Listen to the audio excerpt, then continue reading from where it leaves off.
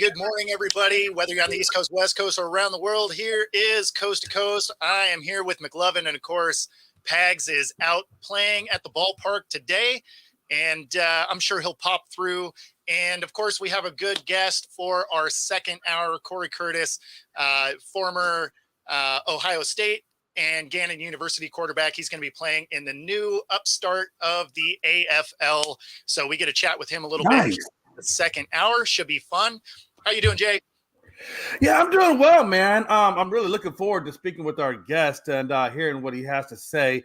Real quick, just a quick shout out for you guys on Northeast Streaming Sports, as well as Elite Sports and Entertainment Network. Two new shows are going to be debuting on their Roku. One, I think, is called Truth Be Told Sports Podcast, and the other one, I believe, is called The Original Podcast. Both of them are barbershop style. I think you're going to enjoy them, and so they'll be coming up on Roku pretty soon. Hell yeah! You know what time slot they're going to be in? I don't know for sure the Original Podcast what they're doing, because I think they're still talking with them.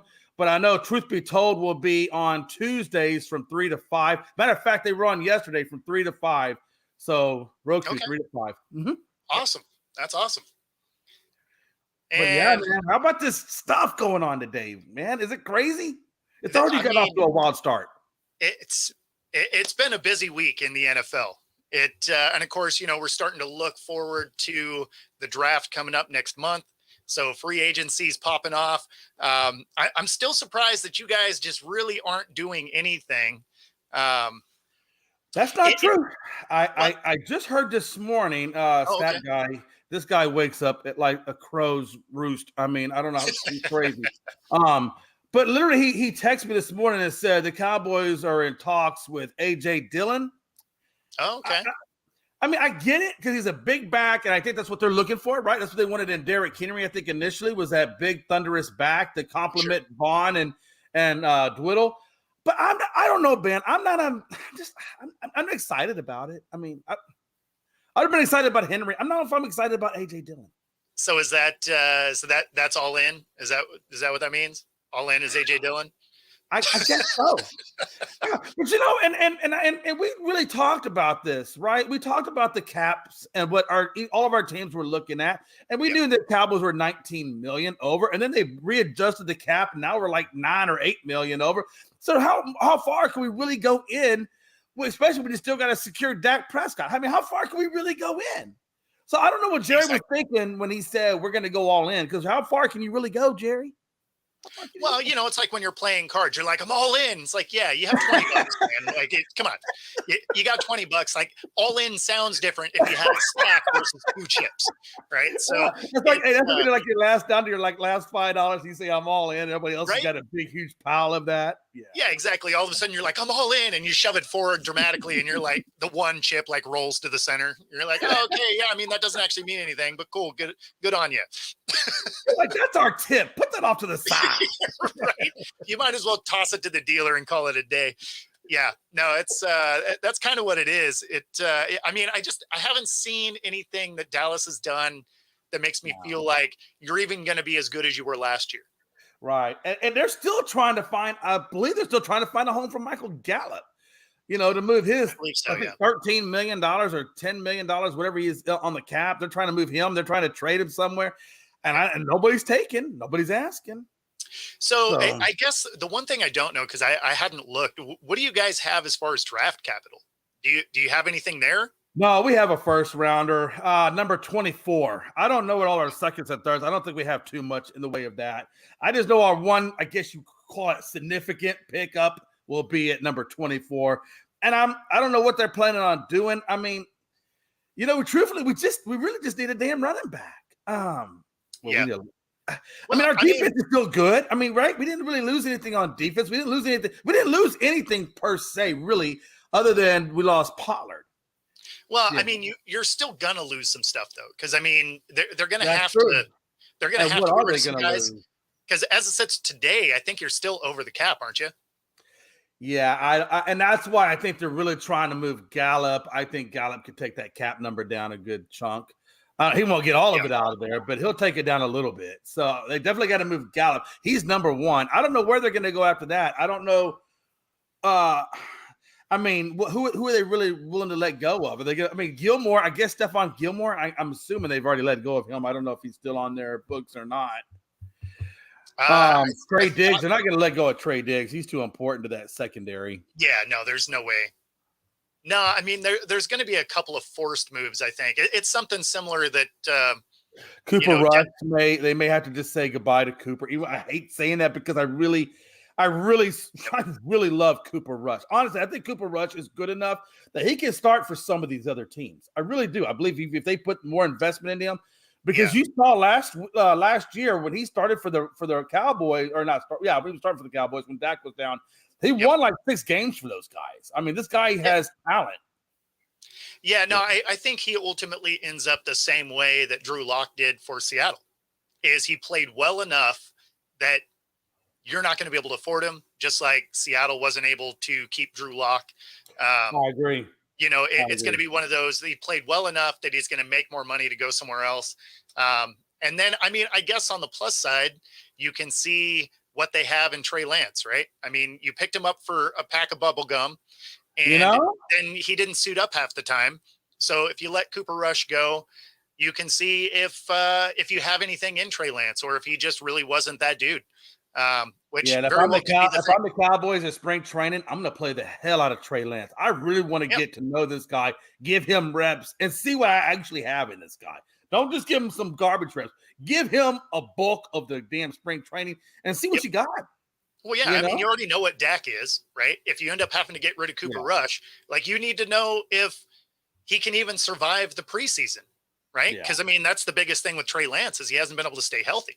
So, you know, let alone complete passes. But, you know, at the end of the day, it's hard to get in any kind of rhythm if you're not on the field very often. So, you know, if you're constantly hurt, tough to do anything. But Dallas still has a pretty solid offensive line. And, you know, maybe he can stay upright. And if that's the case, then I'm curious to see if they can get his game to evolve. You know, because with everything that the Niners did to go get him, right? They gave up the farm, 3 number ones, all of that, right? So if you guys pick him up for what, you got him for a 6th or something. You know, so if he can turn into just a feasible backup, that's a win. So yeah. Like, for example, so I'm just looking at their defense. Just take their defense, for example. Apparently, Gilmore is still on the roster. So I would definitely let go of Stephon Gilmore, right? I mean, he's an older guy. I think you can clear some of that money off the books. I don't know if he really even accounts for a whole lot, but I would definitely get rid of Gilmore and let Jordan Lewis take his spot. Maybe look at getting rid of Malik Hooker and one of the other. I mean, because they got a boatload of safeties. They got like 4 or 5 different safeties. I mean, they got some pieces that they can move around. And if you look at their wide receivers, I mean, you know, maybe you're gonna have to get rid of Brandon Cooks and get rid of who am I thinking of? Help me out here. God, what did my brain just go? Well, no, maybe they already got rid of him because I don't even see him on here anymore. Golly, what the? Look what I was thinking of. Gallup. Jesus. Oh, my brain literally went dry. But Brandon Cooks and Gallup, right? You know, Brandon Cooks has a little bit of money, so you could get rid of those 2 guys and then bring up Tolbert and Turpin to take their spots. I mean, you're gonna have to ride with some you know lesser ones and have CD and then have Ferguson be your top guys and then ride with some of these other guys, you know. And I mean, you're gonna have to make it work. You're going to need some of those guys to step up into that role because you're not going to you don't get a run back what you had. Right. And so, this is where I think Tolbert, he's been looking to shine. They've been talking about letting this guy shine. He's got great speed. So this is where Tolbert needs to come up and look. We're going to let go of Brandon Cooks.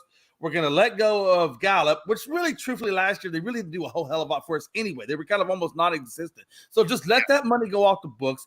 Bring this guy Tolbert, you know, and let him finally make a name for himself. And then we'll have to worry about paying him later if he does, you know. So But you know, I mean, they got people that they can let go and still keep this team competitive. Honestly, they can keep it competitive.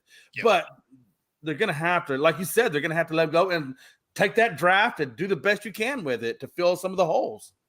Yep. No, I mean, And then it's pray funny that because AJ Dillon don't mess it up. when you look at like my Seahawks, they've basically let everybody go. Yeah. They haven't acquired anybody, but they let go 2 tight ends. They did sign Noah Fant, right? But they let Parkinson go. They let Disley go. Right. They get rid of 2 safeties, Jamal Adams, which that had to happen. Cap hit, not healthy, totally makes sense. Right. But Quandre Diggs, they let go. Yeah, that was a multiple-time Pro Bowler. Now that's a cap casualty because he was expensive, but he's a good safety. And then you basically got rid of all of your linebackers, right? So all of a sudden, if you were in the defensive locker room, right, you're looking at Leonard Williams, which they did sign. And then you're what? You got Love at safety, and then you have a couple of corners. And that's your entire locker room at the moment. It's like, oh man, we went from not having any cap space to having a ton of cap space because we don't have any players on the roster. right. So it's going to be interesting to see the direction they go. But instead of what looked like they were going to make some tweaks, now it looks like they're in full on rebuild mode. And here's the thing too. This is the part that really gets me about Dallas. Not Dallas, but Dak. Let's just say Dak. Let's call it what it is. Okay. You got Patrick Mahomes over there. Should I get some popcorn for this? Oh, you need a lot of popcorn for this one because it really does make me upset because I'm looking at like guys like Tom Brady, guys like Patrick Mahomes who are athletes, right? Phenomenal athletes. And they're getting Super Bowl wins, and they're taking these big pay cuts so they can continuously help the team to get more wins. And then I got people like Dak Prescott, who won't take a damn pay cut to save his life, and yet he still isn't even really truly contributed in the way these other guys are contributing to help their damn team. It's like, come on, bro. Yeah. You ain't doing shit for this team, and yet you're going to take all the money. Yeah, I mean, so the thing is for Dak, where it doesn't make sense to me, right, is the guys that take all the money but aren't winning championships, are kind of like not getting to the playoffs consistently, stuff like that, right? Yeah. Those guys I kind of get. Take all the money because you're not getting the off the field money, right? But when you see guys like Tom Brady, Patrick Mahomes, now all of a sudden they're making, $30 million a year in endorsements off the field. Well, that allows you to take a little bit less money on the field because you don't necessarily need it, right? Like you got those endorsements to supplement. And this is where Dak comes in, right? He's on the most notable brand, as far as football teams, one of the most notable brands in the world, right? And so this is a situation where he's on a ton of endorsements, right? Like every commercial during a game, he's in one of them. So at that point, go ahead and take a little bit less, right? Like, I mean, you're a Dallas quarterback. You're probably going to end up in the booth after your career is done anyway. That just seems to be the natural flow of things as you end up on ESPN anyway. Right. So why not take a little bit less in contract and get the pieces that you need to finally get over the hump? Because being a first round exit, sometimes a second round exit is, it's not great. And it doesn't help your brand either. Yeah. And you know what? Here's the thing, Dak. You want more money? Freaking win. Just win. Seriously. Because if Patrick Mahomes, if he wasn't winning, if he wasn't doing the things that Patrick Mahomes does, he wouldn't be in all these damn State Farm commercials. Nobody wants a loser for State Farm. It's a State freaking Farm. Well, and that's actually almost got it. No, almost got it. But no, but that's exactly my point, is that he's playing for a brand that you don't even necessarily have to win to get those same opportunities, right? Because Jerry Jones, if he does anything else, is a master marketer of his team, right? So a lot of those players end up, just because they're on the Cowboys, with more opportunities when it comes to endorsement deals. So in this scenario, maybe take a little bit less. And again, don't get me wrong, I don't want to speak on anybody else's money, but if you want to win, like if you want hardware, take a little bit less money so that they can pay other dudes so you can be competitive, not just in the regular season. There's plenty of regular season winners that don't really have a shot in the postseason. And that, by and large, has been the Cowboys at this point. Yeah, They'll do great in the regular season, absolutely, and then they fall apart. I would just love for Jerry Jones to go down there to Dak and say, you know what, Dak, you're not willing to take a pay cut. You suck. Get out of here. See you later. You can't even do that. I would love that. It ain't gonna happen. Okay, I get it. I mean, you can't. You can't because of what his cap hit's going to be. Because I know Jerry's not going to look like I got you by the balls, Jerry. That's exactly right. There's no way he's going to do what Denver just did to Russ. No, he wouldn't do that, and I wouldn't tell him to do that either because I don't want to take that much dead money. I'd rather see what kind of production I get versus taking dead money. I mean, well, honestly. and that's the thing is, as much as I clown on Dak, he has been productive, right? So, it's like Tony Romo. Tony Romo's productive too. The problem with both of those quarterbacks, they're literally the same guy. Thank you, because literally great in the regular season. Yeah. You put those fuckers in the postseason, and I guarantee you somebody's not going to hold the ball right when the field goal is on the line. You know, it was such a fun game to be at. But they do. They screw themselves over every time in the playoffs. Just dumb mistakes, whatever. They just can't handle the biggest stage. No, they routinely come up short in those scenarios. Morning. Yeah, no, it's interesting. I was expecting to see a little more movement, not necessarily acquisition wise, but I was expecting to see a little more selling than we have. Just because, you're going to have to, right? So the fact that they haven't been that busy in the early stages of free agency here. And of course it's Wednesday, right? So now people can actually sign people, right? We were in that legal tampering time, but now all the contracts that they say have happened can actually get signatures on them. So I don't know. It's going to be interesting because the last thing you want to do is show up late to the party because all of a sudden it's going to be harder to move some of these guys. And the last thing you want to do is not get any compensation for them and just have to cut people. And let me ask you a question too. Let me get your thought on this because this has been my thought. As everybody's salaries continuously go up in these, let's be honest. Back in the day, $20-30 million on a 6-year deal for, people was a lot of money back in those. Now, sure. Our contracts are they're hundreds of millions, right? Yeah. We're no longer in the 70-80 million for a contract. Now we're in the hundreds of millions for a contract. Everybody's getting that kind of quan. And my thing about it is, with everybody so expensive these days, how in the hell is 255 million really a realistic cap to field competitive teams? Well, no, that's the thing is it's a hard cap. So you get competitive teams because you can't build a super team. Right. Well, I don't know. It seems like they are, and maybe it's.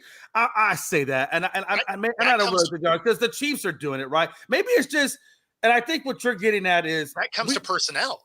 That comes to personnel taking and better contracts from Dallas. And I'm really speaking on Dallas' side of it, right? Gary did terrible with when he gave the money to Cooper, and then he gave the money to Dak, and then he gave the money to Ezeke. Those 3 contracts really, really hurt the Cowboys bad. Well, the teams that you see in there, sub Dustin, that are routinely there, right? When you look at their personnel, it's because they weren't seeking the biggest contract they could get. When you look at Dallas, they like that shiny toy. They want that splash player. So they're going to drop a grip on a few guys. And the problem is that's fine sort of in the regular season.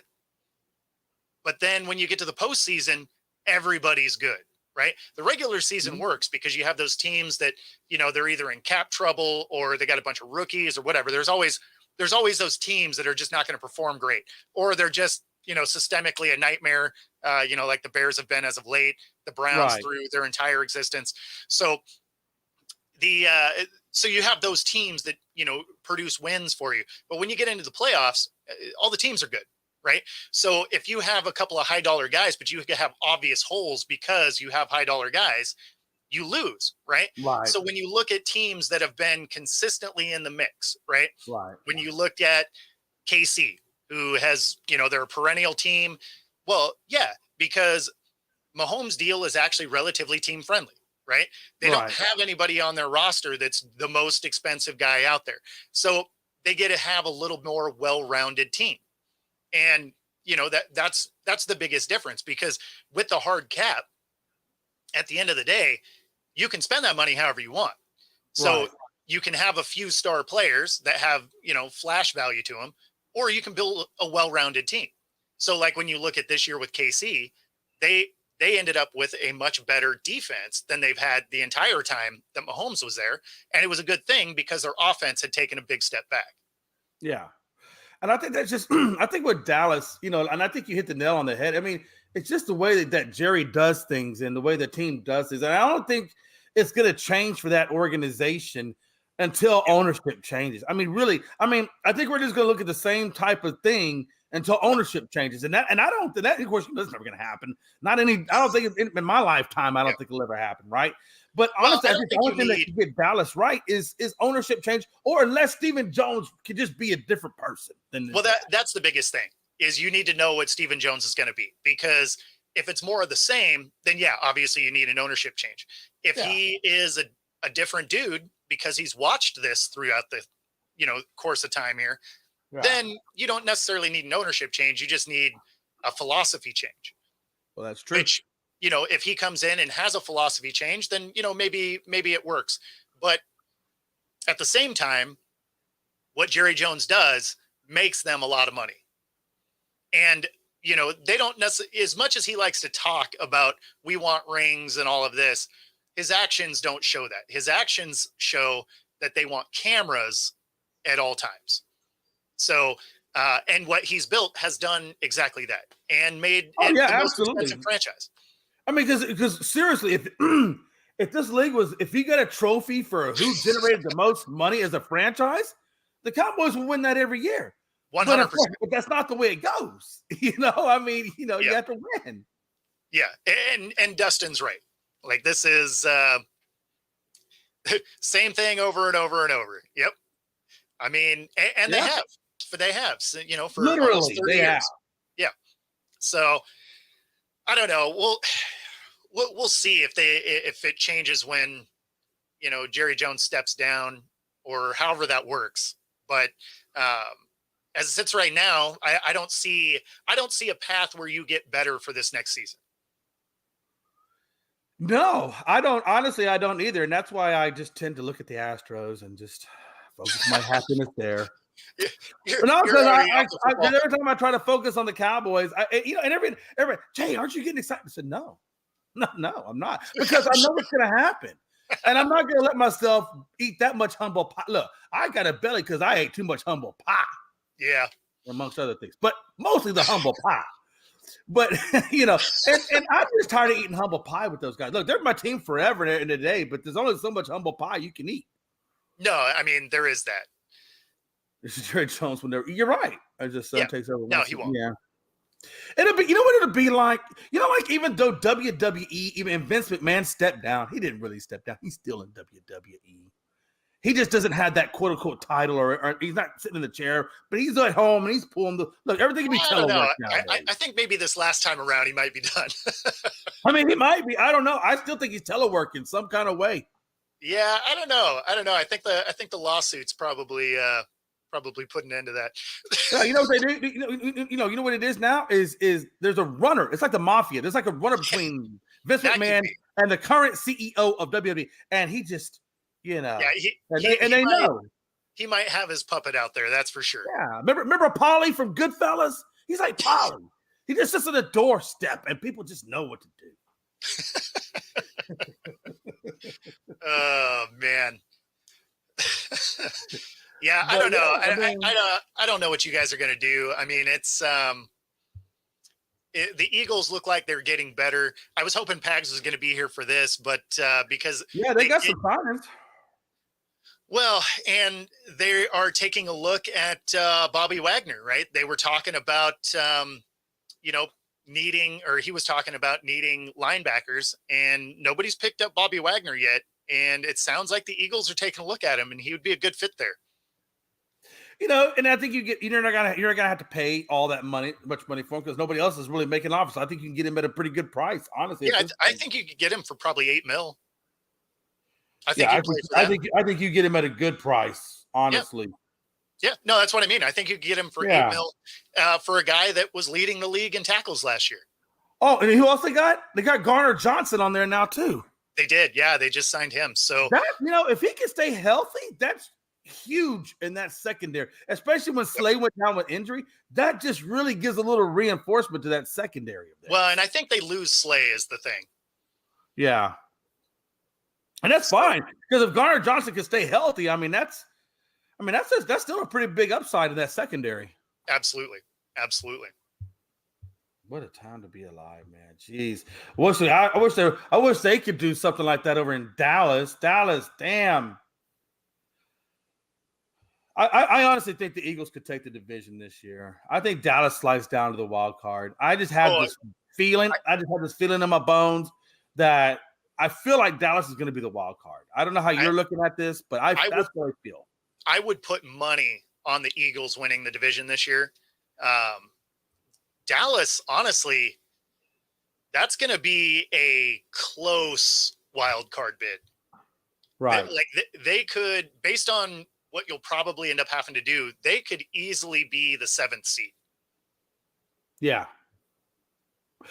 So, I saw too where the Steelers, of course the Steelers have been active in free agency. I saw where they let go or they traded, I guess they traded, I don't know if they traded him or let it go, whatever. But Johnson, they traded Johnson to the Panthers.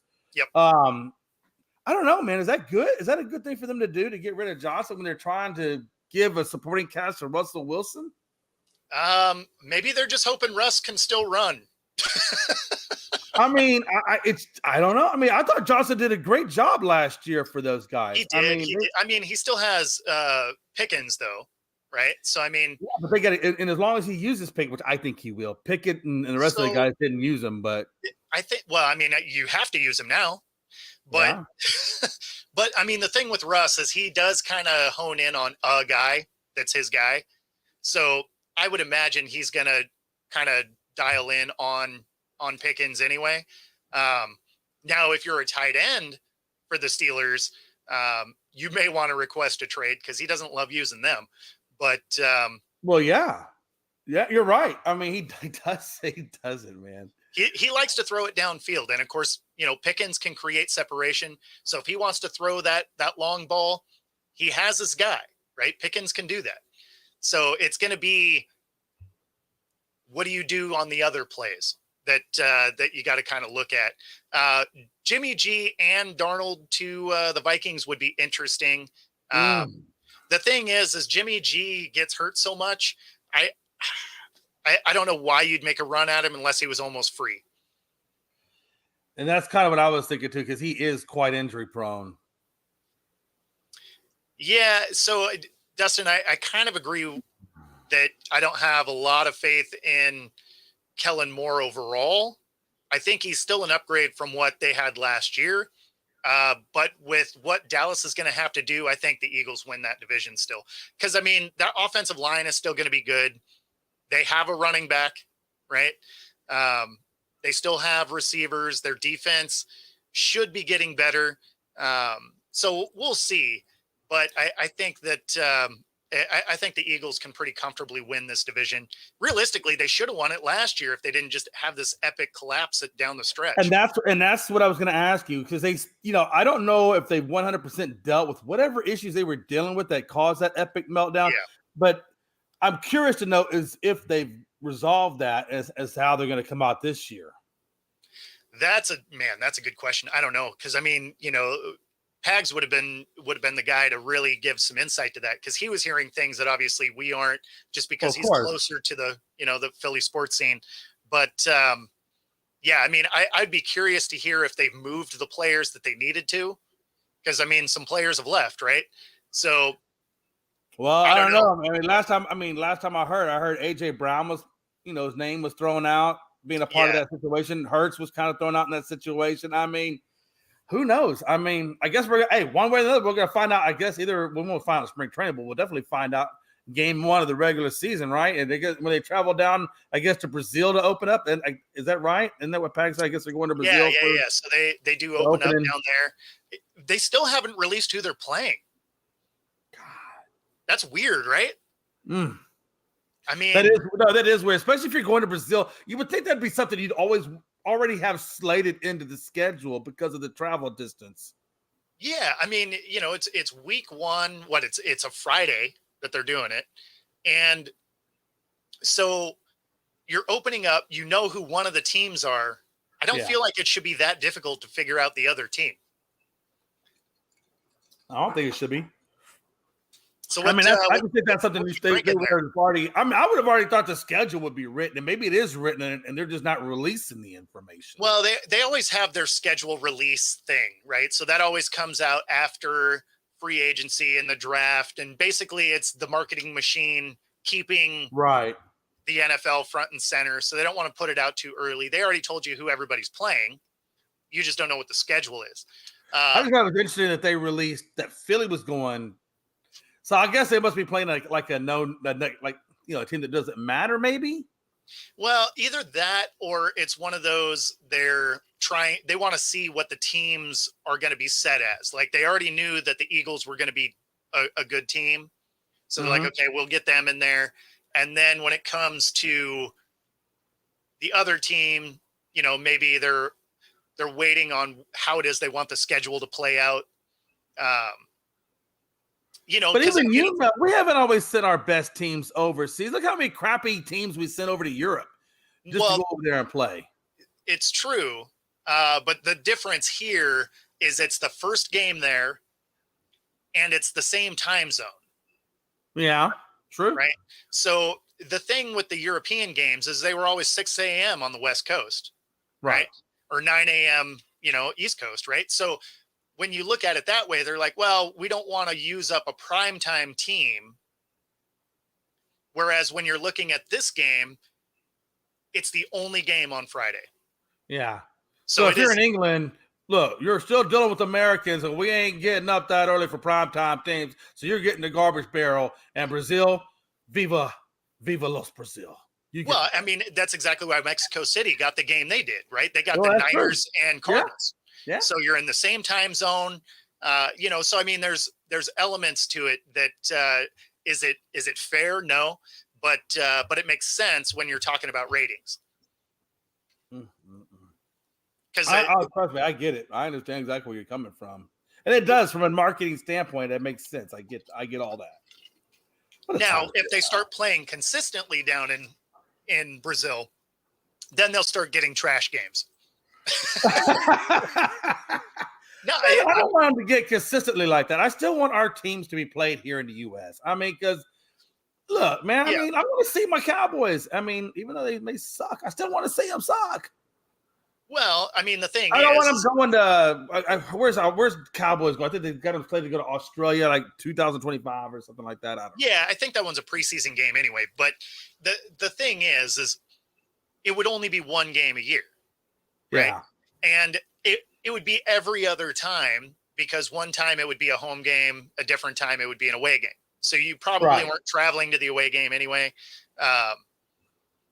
So I mean, it would be, you'd lose a game every couple of years, right? So I mean, it's not like it would be a huge impact on the fan base. And the reason they throw the worst teams is they have a hard time filling the stadium anyway. Right. So, but when you're doing it the first time, you got to shove a good game down there because you want to build that audience, right? Right. Which is why you had the Niners Cards, where that was a good game, right? Mexico City, there's 28 million people in that city. So you want to build that, that community of the NFL there. Going down to Brazil, it's going to be the Eagles. I would imagine that the other team is going to be a solid team. I don't think they're going to send someone down there that's just going to get the train ran on them. Right. So at least you would hope not. We shall see, man. We shall see. But Speaking of, more on this free agency, though, the Texans looks like they've done a pretty good job, I thought. Who do you think's done the best so far, in free agency? Like, who do you think improved themselves the most? The most? Atlanta. Yeah. I mean, just with the Kirk Cousins alone. Yep. Yeah. Yep. Signing there 100%, that changes the dynamic of that team, because now they have somebody that can actually distribute the ball. Right. They end up with a new coach who will utilize Bijan. You have a quarterback that's smart under center and durable, right? Yeah. Outside of last year, he's mostly been injury-free, at least injury-free enough that he's played every game. So if you can keep him on the field and use that running game, they have a decent defense. You got a defensive-minded head coach, so I have to imagine that defense will still be good. Right. I mean, I think Atlanta really changes the way they look going into this next season by adding that quarterback. And I'm not a huge Kirk Cousins fan.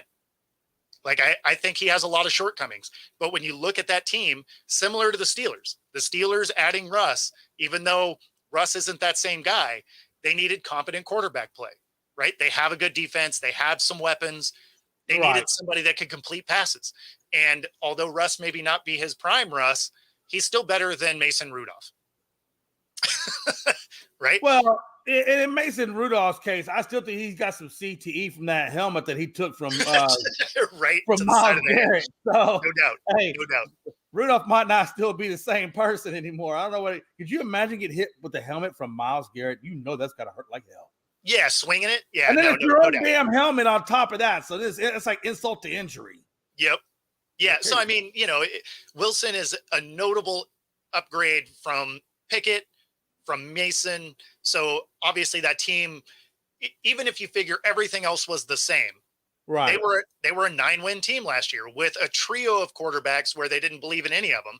So you go into this, you have a guy that you can build around. Do I think they could be a 10-win team? Sure. So, when it comes to Atlanta, and that's the thing too. I really fully believe that in Atlanta, I think the guy that's going to benefit absolutely 100% the most is going to be Kyle Pitts. I think this is a guy. I think this is a guy that's going to be a marquee tight end, and he just needs the ball thrown to him. That's all. He's never had the ball thrown to him. Well, and that's I think Cousins is, and I think Cousins is good. Yeah. Cousins does exactly that. He loves his tight ends. So and I think he's just going to blow up. He's going to have definitely a career-defining year under Cousins.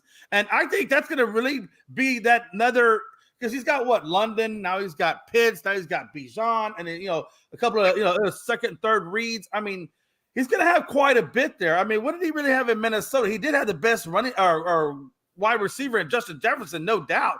But he really didn't have much, and he did have a good tight end in Hawkinson, no doubt about that. But he lacked that running game. They lacked a running game like there's no tomorrow. So here's the thing. This was probably the most frustrating thing about that Vikings team is, the defense wasn't great, but it got better as the year went. But they just didn't use their running game because Madison is actually a solid running back. When you looked at the first 3 games of the year, if I recall, Madison had 19 touches through 3 games. That's not a winning way to play football. Yeah. So I don't care how good your running back is. If you don't hand it to him, he's not going to produce a lot. So, I mean, it'll be, at the end of the day, they're going to have to use their running game because they have Sam Darnold, right? So we'll see exactly how the Vikings do there. But let's be honest, I'm not expecting too much from the Vikings. I don't think you are either. I think that division is going to come down to Detroit versus Green Bay and winner take all. That's 100%. What I think. The thing about it is, though, do you think that I'm really wondering why Detroit didn't hold on to Garner Johnson? Why would they let him go? I mean, that was a big piece of that secondary, even though I know he had injuries, battling injuries, but he's still a viable piece. Yeah, honestly, I think it had more to do with cap space. So that was more of a cap casualty? Yeah, because he did, he was going to command some money. And, Yeah, I think that was more of a cap casualty more than anything else. I don't think it was something where they necessarily wanted to let him go. It was more of a need. Let me ask you this. Detroit obviously had a Sure. great season last year.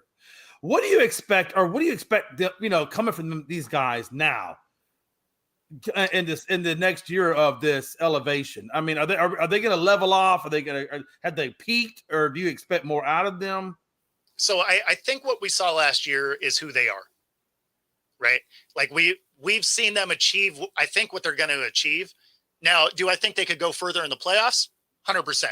I Yeah, don't know that they're going to get like sizably better. right, I think they will mostly be the team they were last year. Um, Obviously they have some players coming in and out, but I think by and large, that's what we can expect is they will probably be that double-digit win team, which will be the first time in their franchise history to have back-to-back double-digit winning seasons. right, But if they were able to do that, yeah, and then Green Bay probably is a wild card. They probably miss it by a game. And right. I think Josh Jacobs was a great pickup for them. He's I think he's 26. So, Yeah, he's definitely a he's guy still that young. He's definitely in his prime. Like they for got him sure. at a good time. Exactly. And he can catch, right? So he can do Yeah, some things out of the backfield. So I like what Green Bay is building towards the future. I don't know that they're quite ready to take that top spot from Detroit this year. I think right. Detroit can win this again. Yeah, absolutely. I'm looking. I really felt bad for Barry, man. Barry Sanders. When he was at that game, he was looking so happy, and they were so optimistic this is going to be, Yeah. and then it just didn't happen for Barry. And I really felt bad for Barry because I know Barry's wanted Detroit to do something for a long time. You My know, other question to you is when you look at take San Francisco, look at them. They just picked up Kendricks yeah. from the Chargers now. And they Yeah. already have what I think is a damn good defense over there. Now they picked up another really solid piece to add into this mix. Yeah. Obviously they didn't come to fruition. They didn't beat San Francisco. They didn't beat the Chiefs. I mean, but they played them really well, but they just couldn't finish it out. So What do you expect from they, them? they didn't though. That's the thing is they played well in spots. Right. Right. But they ran into the same problem that Baltimore ran into is they were outsmarting themselves. So in the third quarter, they stopped running the ball, right? When it comes to Baltimore, they just didn't run it at all. So those are the things that what's happening, Chad. Those are the things that are, kind of a problem is not necessarily a personnel issue. You have a in-game coaching thing that you have to worry about. So do I think that they're the team that's going to win the division again? Absolutely, especially with what Seattle is doing. Seattle is realistically the way they're rebuilding. They're going to have so many new pieces on defense. I don't know that they're necessarily going to. I don't know that they're necessarily going to compete for anything. Honestly, Right. even a wild card feels like a little bit of a stretch because we just don't know. Well, Yeah. we just don't know who's going to be on Yeah. defense at this point. Right. So, I don't know what that even looks like. But yeah, I think the NFC West is still going to be the Niners. Yeah. But Let's again, be honest. Let's just be honest. I mean, I think Philly is probably the only other team that could give the Niners a run for their money. And sure, Detroit, I think Philly, Detroit, San Fran. I think those are your top three in the yeah, NFC. I don't think anybody oh, else is going to compete against that. no doubt. And I do think it'll be San Fran. But I'm just wondering, do you think that next year San Fran and Kyle Shanahan are going to get over that hump and No, actually get? Because I still think maybe some of that play calling, some of the issues is with Kyle Shanahan himself. yeah, no, it's so Calvin Ridley. That would be a nice pickup for them. We'll see what happens. But Did he sign with the Raiders? I didn't see anything official yet. I would have, what I would have liked to see. Now Arthur Blank's not going to let that happen, but I would have liked to see him go back to Atlanta. and team up with Drake London, team up with Kyle Pitts, team up with Bijan Robinson, and now you got a thrower that can get you the ball, man, and see what that could do, because that could be damn dangerous. Could If you they imagine that? if Atlanta could keep him, that would be ideal. I mean, that would be dangerous. Yes. Mm, That'd be a fun team to watch. And absolutely. A team built like that could walk away with the division. Oh yeah. Oh yeah. Let me ask you this: what if you had to put a percentage? Bo, you're a betting guy. Y'all talk Okay. these kinds of things. What do we got? You and Pags. Okay, now they've got 2 under their belt. Travis says he wants more. Patrick Mahomes is taking pay cuts so we can bring in more. I got 2 questions. What is the chances of them getting Justin Jefferson from Minnesota? And then secondly, with or without doesn't matter. What is the chances of the Chiefs, if you had to put a percentage on it, of them getting that 3-peat? So as far as getting Justin Jefferson, zero chance. There's Okay. zero chance because he's still under contract. So it's not like they have to deal him. So unless KC was going to heavily mortgage their future to throw in on it, I don't see that happening because there are other guys out there like a Tyler Boyd, a Calvin Ridley, they're available. Right. Right. So there's too many other options you could take. And they proved this last season that you don't necessarily have to have that, elite threat Yeah. while you have Kelsey on the roster. Right. Yeah. So Yeah. I don't feel like they have to mortgage their future to go get Justin Jefferson. So realistically, Jefferson is most likely going to be a Viking. I don't see anybody really giving up the farm to go get him. Right. The teams that could use him aren't close enough to be a receiver away. And the teams that are already good don't really need another receiver. Like, it would be a cherry on top if he was available, but to trade away what they would likely want for him, because you're giving up at least 2 first rounders for it. Oh, right? God, yes. So that's at a bare minimum 2 first rounders. Exactly. So would you realistically do that? No, probably not. So I wouldn't think that. And what was the second part of your question there? So the second question is, so since we kind of know that Justin Jefferson, and I do agree with you, by the way, and if those exact reasons with Kelsey, being that I don't think you have to have the elite. I think you've got enough on that offensive side of the glass to get the job done. Well, and you have a good defense. Yeah, exactly. So now that you have Patrick Mahomes taking this pay cut, right, to make room to keep guys and maybe add one guy on defense if you think you need it, whatever. What is their chances? If you had to put a percentage on it, what percentage would you put on them getting the 3-peat? Well, see, that's tough because the way things have gone, it sure makes it look like the NFL wants a 3-peat. Right. But based on football history, I feel like it's still a low percentage. Okay. Because you've seen some incredibly good teams through the course of history not be able to close the deal on a 3-peat. So I still think it's a fairly low chance, but again, the NFL seems like they want one. So I don't know. Yeah, I think the NFL truly has embraced the media darling that Patrick Mahomes is. I mean, he really, people all like Tom Brady. I mean, Tom Brady was a likable guy, but they really, they really are gravitating to Patrick Mahomes. It's funny, all over the place. It's funny because that team is starting to get a little bit of tarnish to it in the way that there is some dynasty fatigue, right? Because you went right from the Pats now directly into the Chiefs. Right. So there is some fatigue in that way. Like, everybody was excited the first year that they won, right? They're like, oh, cool, KC got it done and all of this.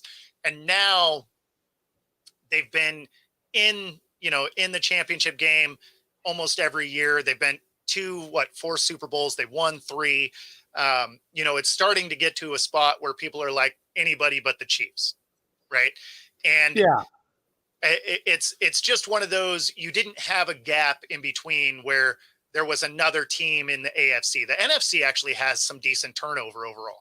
But when you look at it from the AFC side, you just had a lot of the Patriots, and now you're having a lot of the Chiefs. And so there is a little bit of just you want to see someone else.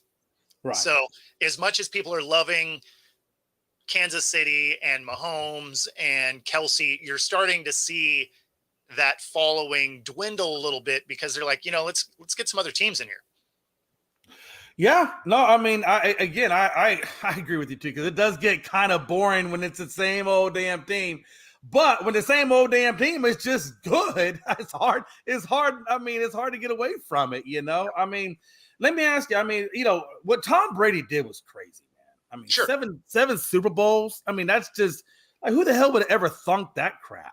Well, especially because he did it in two different groups, right? Like he had 3 and 4 years, 3 and 5 years, something like that. And then they had a gap where they didn't win. They went to a couple, but they didn't, actually I take that back. They didn't go to a couple. They ended up losing them later. So they had some where they flamed out in the playoffs, and then they win, another 3 with a couple of losses in between.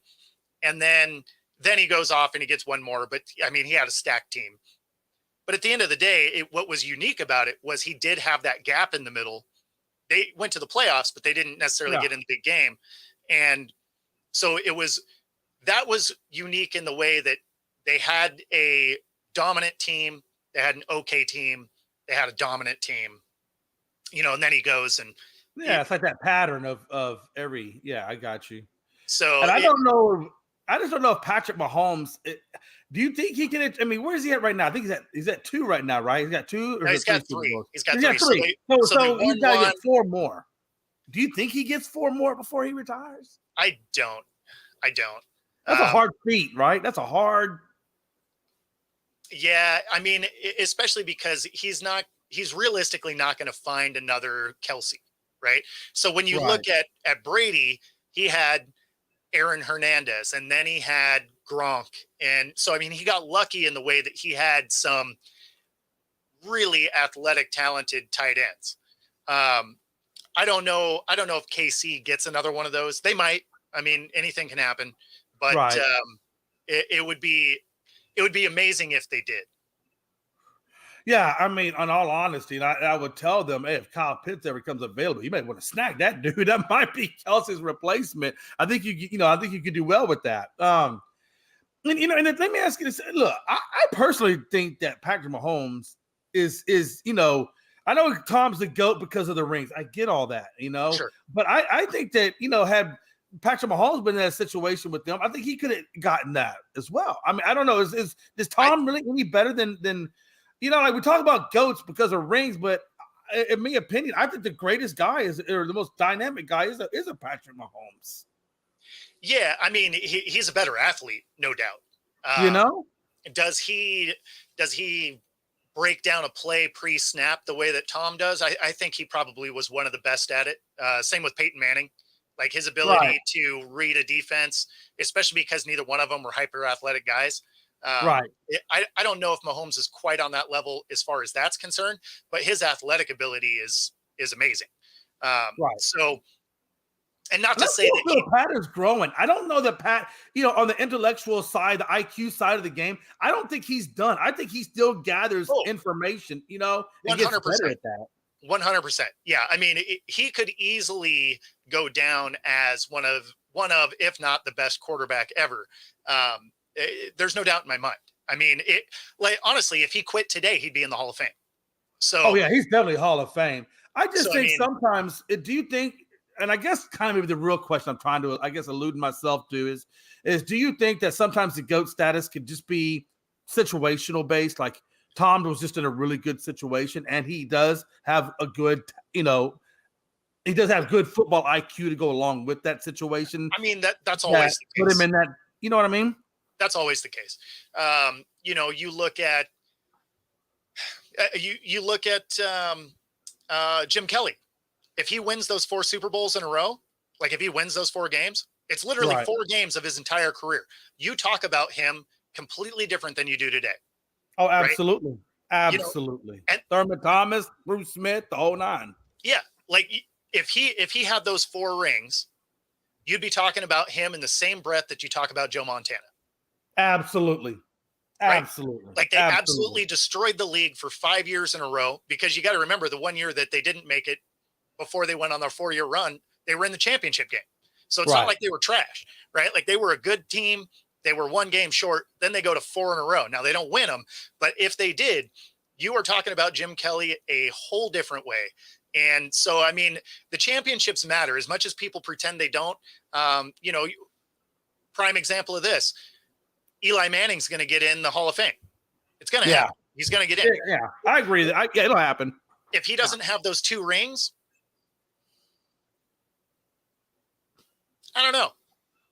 No, I'm gonna tell you, I'm a hard no on that one. I don't think without those rings, I don't think he gets in. I don't think his stats are as high or was where they should be to carry it, not having the rings, right? I And the mean, fact that he got it on the Patriots too. I mean, those are tough teams, right? So that so even amps it up even a little bit more. well, that's why, right? Is he takes down the undefeated Patriots, right? Yeah. The only loss of their seasons in the Super Bowl. Like you can't argue the fact that he was clutch through those playoff runs. Can't do it. He played amazing football through those runs. That being said, if you take those playoff runs out of it and you just look at his stats, he is a 500, quarterback, right? He won exactly as many as he's lost. His touchdown to interception ratio isn't amazing. His completion percentage isn't amazing. Like everything about it is fairly average. His yardage total is pretty good because he lasted a long time, right? Right. So that gives you that LeBron effect, right? You were Right. around long enough that you amassed the yards. But when you look at the rest of the stats, I mean, nothing pops off that says, oh, that's a Hall of Famer. I mean, during Yeah. his era, when you think of Hall of Fame, you usually think of guys that were, at least considered the best in their era at some point, right? At least that's what you would think for the Hall of Fame. 0 point were you like, oh, Eli is that dude. He's ahead of Brady. He's ahead of Manning, like his brother. Like I wouldn't put him ahead of Roethlisberger, really. Like, I mean, there's just kind of, he was never that guy. He had 2 playoff runs where he became incredibly clutch. And, I think he gets in because of those 2 runs, because it's not stat driven, it's vote driven. And Right. everybody Right. liked that they took down, the Death Star of the Patriots that year. Hey, I'm not gonna lie to you. Listen, I got a guy on my show. You know Frankie the Yankee, man. This guy is hardcore. Tom Brady. You look. We got another guy named Pride from Prideful Takes. You Okay. cannot. If you say one thing about Brady, they will be on you like white on Sure. rice paper, man. I'm telling you, they Sure. are all over it. It's like that is the untouchable. Well, And when to they be went, fair, and when Brady left, hey, Giants Brady, fans are the same way about Eli. yeah, I get that. And that's why I told him, I said, listen, you had your beautiful 20 years of reign, and now Brady's gone. Welcome to Cowboy Purgatory. Let's That's right. embrace Take a it, seat. baby. On that note, who we got coming up, Bo?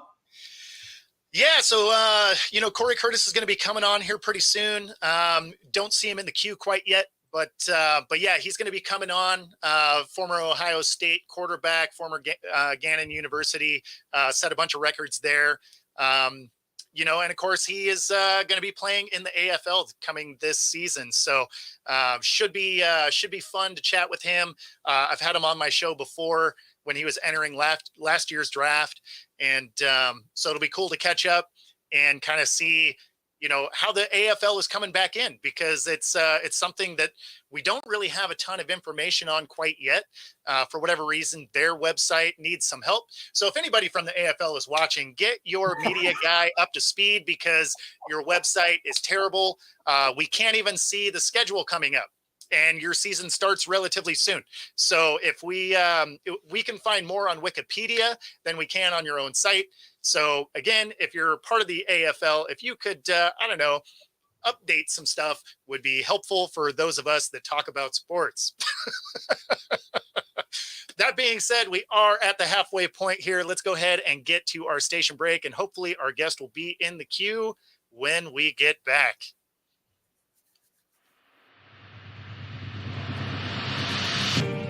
This is Reggie Jones, owner and founder of Air Sports Academy. Air is based on the 4 core principles: heart, education, integrity, resiliency. Air is about developing student athletes physically and mentally through training, mentorship, and effective marketing. We've created a platform and a blueprint for our state to shine in the brightest of lights. I created this program because it was a need for our state. We needed to have the light shine on the student athletes in our region, and now that is happening at an all-time and undeniable rate. We created a lane for the kids in our state to get their college education paid for and set their families up for future success. We created an environment where serious athletes can now come compete fearlessly. We've achieved this through our variety of elite programs. Our 6-month off-season program, where first-year starters or seasoned vets can all come develop. Our 5-on-5 program, which is all about our line. Our youth tackle program, which is the first and only youth tackle team from the state of Washington to ever win a major national championship. Our 7-on-7 program, which is ranked top 10 in the country every year. Our high school 11-on-11 club tackle program, which creates a unique and much-needed opportunity for our kids. Our college prep program, which allows our graduates to come back from college and prepare for the upcoming season. Our track and field program, which creates an opportunity for our young air boys and air girls to continue to get faster. When you're a national program, you receive national respect, which is why when you look at recruiting boards and top player lists from around the country, you'll always find players from Air on those lists. Which is why college coaches from some of the most prestigious schools around the country come into our facility to recruit our players. The Penn State, Alabama, Oregon, Stanford, Florida State, the list goes on. Our players are being recruited, offered, and committing to some of the top schools in the nation. The experience our players and families receive is second to none. We offer a competitive brand of sports at Air. We are the ball. And with that comes great responsibility. Heavy is the head that wears the crown. This is Air. All right. So actually, I do have an update for him. He is on a Zoom call with his agent. So we're going to try and get him on when he's done. Obviously, I don't know what that conversation is looking like or how long that'll take.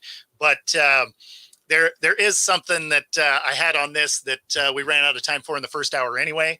And mostly because it makes me laugh because he's always wrong.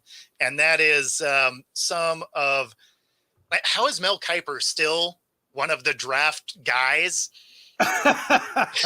This is the part I don't understand. And maybe if you're watching the show, put in the comments what you think. I mean, yeah. Tell us your favorite / worst Mel Kiper take. I do have one right here that it was his take on Lamar Jackson, and is hilariously terrible.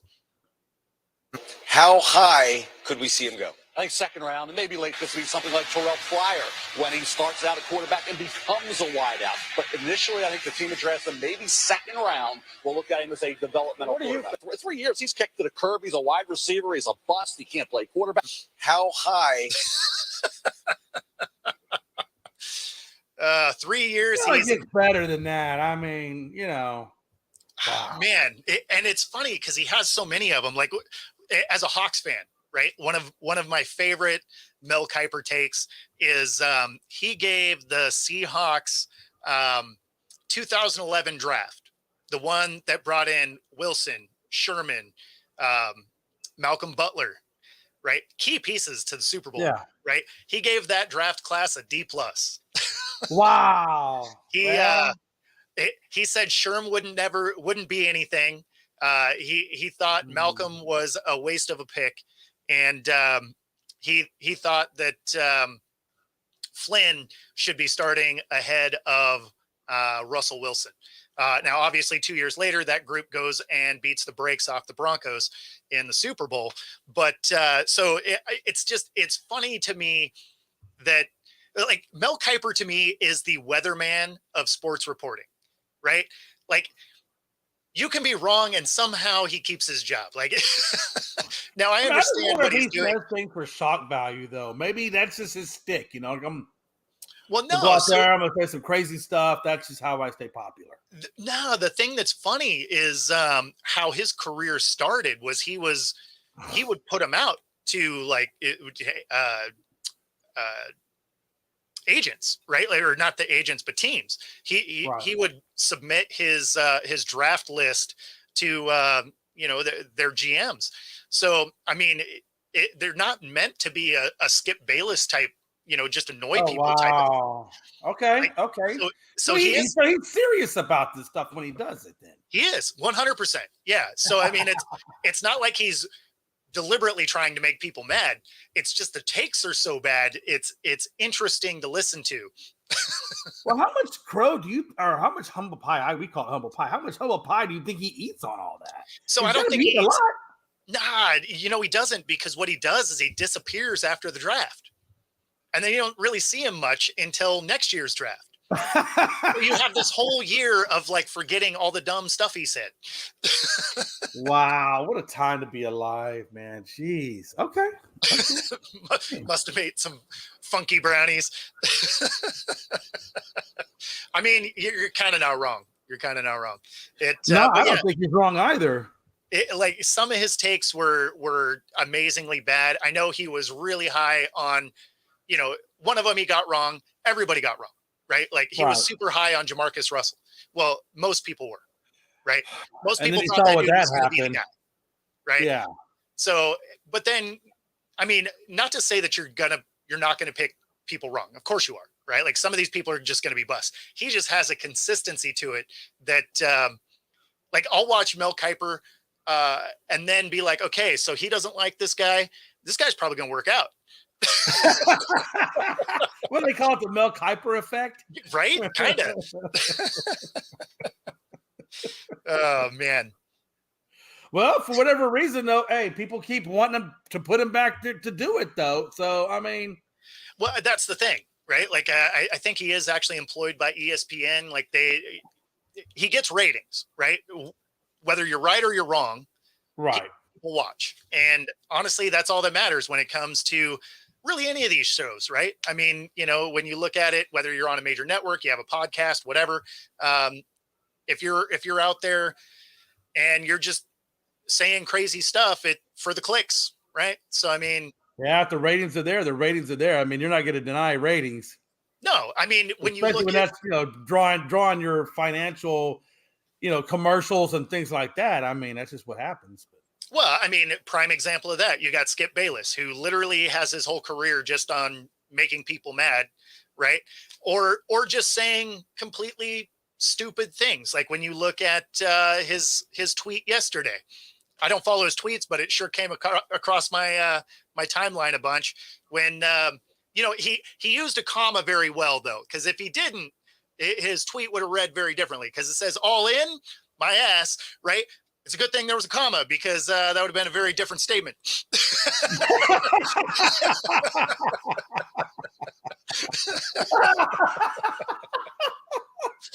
What a time to be alive, man. Hey, speaking of crazy stuff, though, seriously, I saw on ESPN yesterday where, and I don't know if you saw it, but RFK Jr. is seriously thinking about asking Aaron Rodgers and or possibly Jesse the Body Ventura to be his vice president running mate on the independent ticket. Wow. Let that sink in for a minute. Wow. That's yeah. Wow. Yeah. Okay. Weird. Yeah. But all right.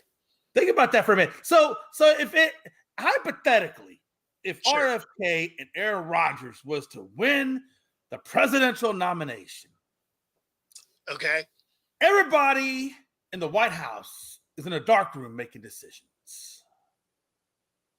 Okay. That's what's going to happen. They're all going to go into a dark room. That's how they're going to solve stuff. Aaron's going to say, look, guys, We're going into the dark room 3 days.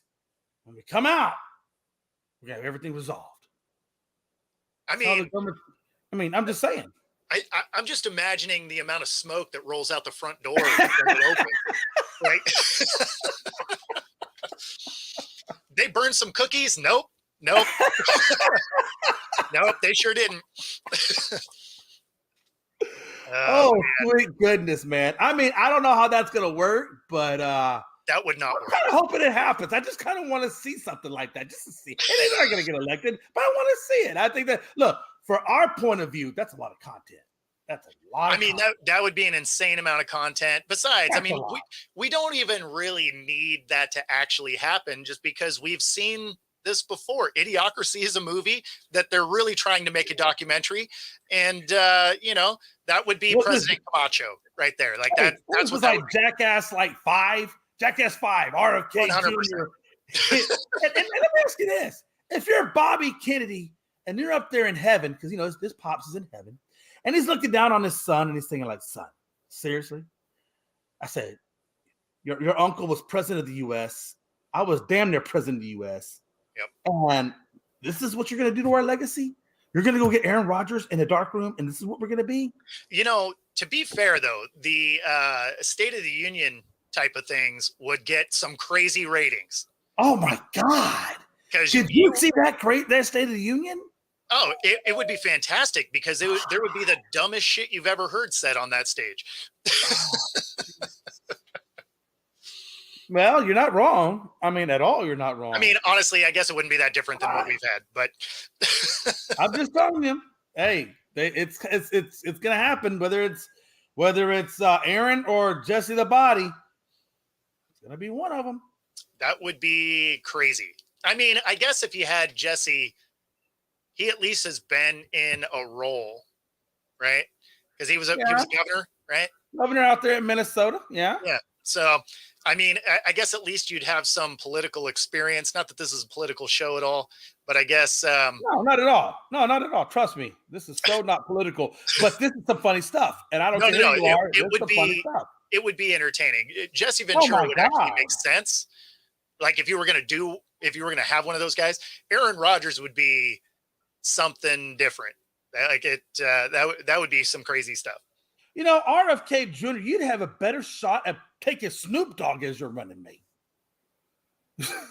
That would be hilarious.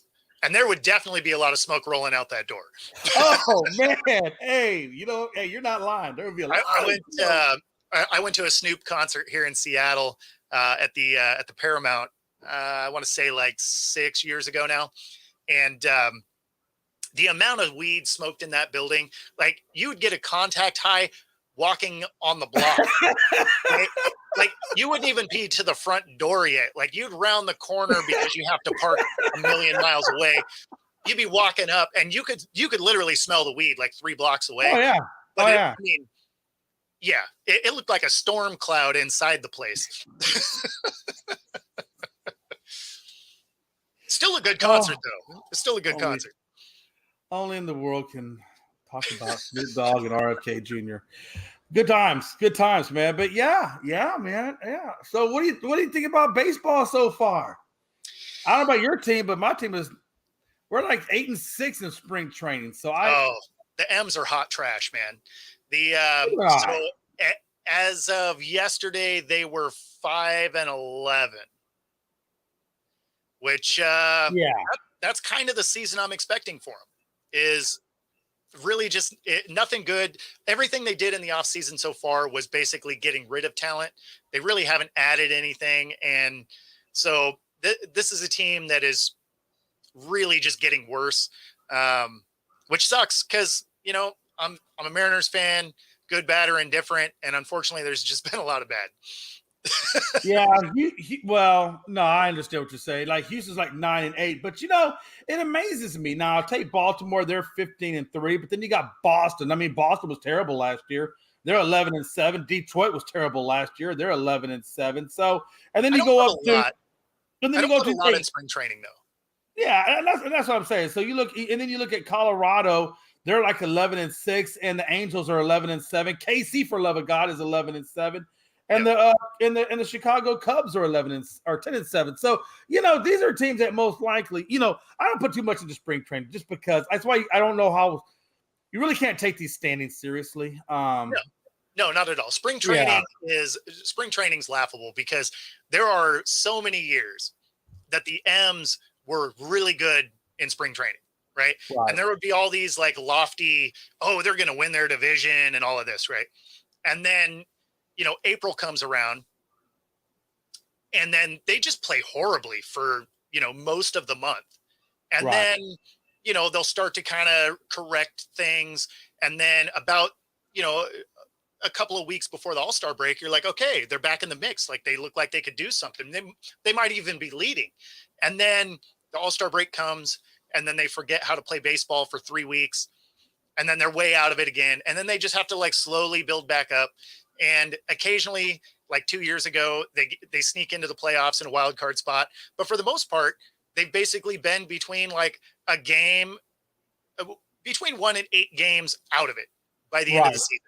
And that's just been kind of their roller coaster ride of a season for, 20 years and unfortunately for this year, we don't even have a good spring training. So you're not even getting the hope to get dashed for the season. Like they're playing bad in preseason. Yeah, no, you're not. Hey, listen, you're not lying. And that's what really makes me nervous about it. I understand this is just preseason.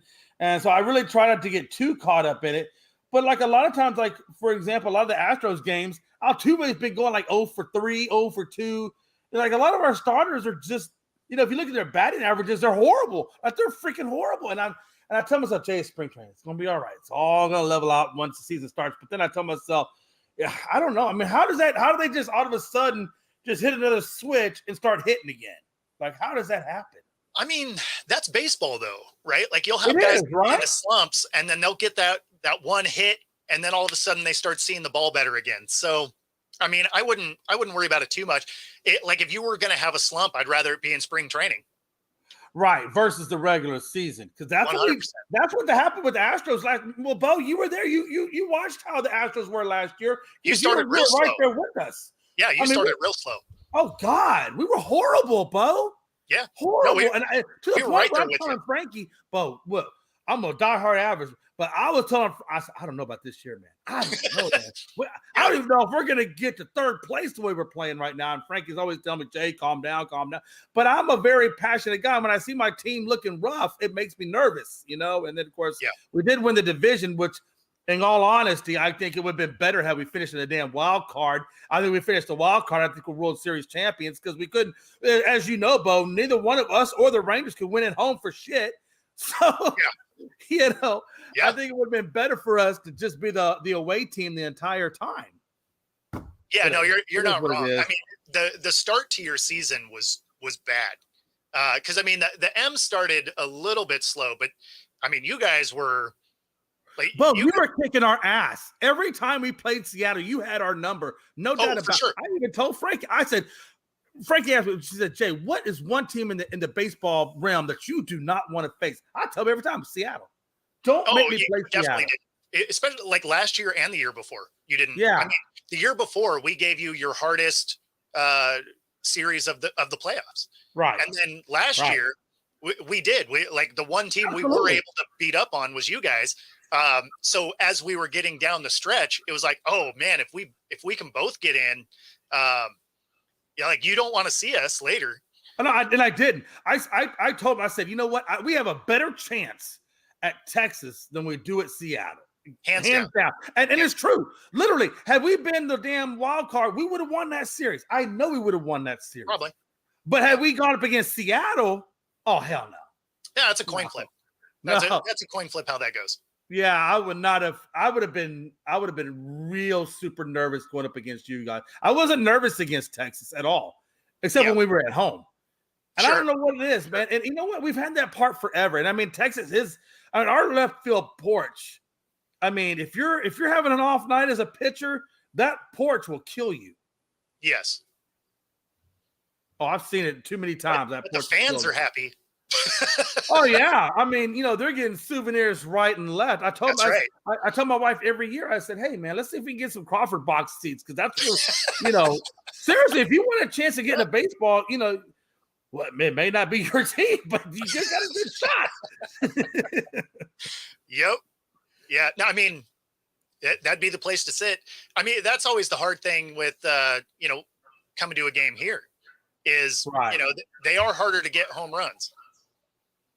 Yeah, Seattle's not. That was our kryptonite. God, you guys were our kryptonite, brother. Yeah, if we could have been a couple other teams, kryptonite would have been nice.